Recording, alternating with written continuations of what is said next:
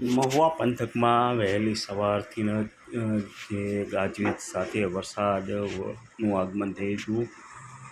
ચોમાસાનો પ્રથમ વરસાદમાં જ ધોધમાર વરસાદ વરસી રહ્યો છે. ત્યારે મહુવા શહેર અને ગ્રામ્ય પંથકની અંદર 7થી 8 ઇંચ જેટલો વરસાદ વરસવાનું શરૂ થઈ ચૂક્યો. ત્યારે તમામ નદી નાળા છલકાઈ ચૂક્યા છે. તમામ જગ્યા ઉપર જે પાણી ભરાવાના દ્રશ્યો સામે આવી રહ્યા છે. ત્યારે વાત કરવામાં આવે તો મહુવા તાલુકાના તલગાજડા ગામ ખાતે જે સર્વોદય સ્કૂલ છે, શાળા છે, તે શાળાની અંદર અંદાજિત 50 જેટલા બાળકો ફસાઈ ચૂક્યા હતા.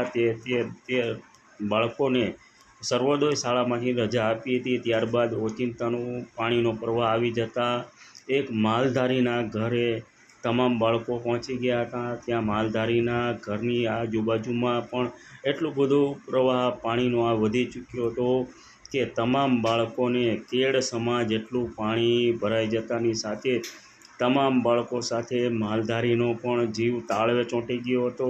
આમ મહુવા પંથકમાં જળબંબાકાર થતાની સાથે જ મહુવા તાલુકાના તલગાજડા ગામ ખાતે સર્વોદય સ્કૂલના જે શાળાના 50 જેટલા બાળકો જે ફસાઈ ગયા હતા, પાણીના પ્રવાહમાં ફસાઈ ગયા હતા, તે માલધારીના ઘરે જે માલધારી દ્વારા તેને સાચવવામાં આવ્યા હતા. પણ આમ માલધારીના ઘરોની અંદર પણ કેડસમા જેટલું બાળકોના કેડસમા જેટલું પાણી ભરાઈ ચૂક્યું હતું. ત્યારે બાળકોને પણ કાંઈક ને કાંઈક ભયભીત થયા હોય તેવા દ્રશ્યો સામે આવી રહ્યા હતા.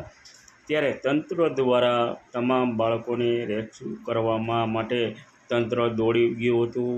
જે તેમાં તંત્ર દ્વારા તમામ બાળકોનું રેસ્ક્યુ કરવામાં આવ્યું હતું તેવું પણ સામે આવી રહ્યું હતું.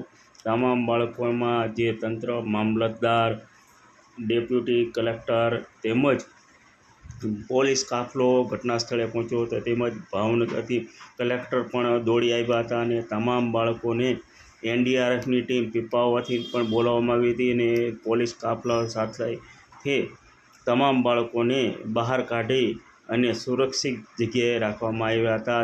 એવું પણ દ્રશ્યો સામે આવ્યા હતા. આમ મહુવા શહેરની અંદર ગ્રામ્ય પંથકની અંદર 7થી 8 ઇંચ વરસાદ વરસતાની સાથે જ તમામ નદી નાળાઓ પણ છલકાઈ ગયા અને રોડ ઉપર પાણી ફરી વળ્યા હતા. ત્યારે આભ ફાટ્યું હોય તેવા પણ દ્રશ્યો સામે આવી રહ્યા હતા. આમ મહુવા પંથકના તલગાજડા ગામ ખાતે સર્વોદય સ્કૂલના 50 જેટલા બાળકોનું રેસ્ક્યુ કરી અને બહાર કાઢવામાં આવ્યા હતા.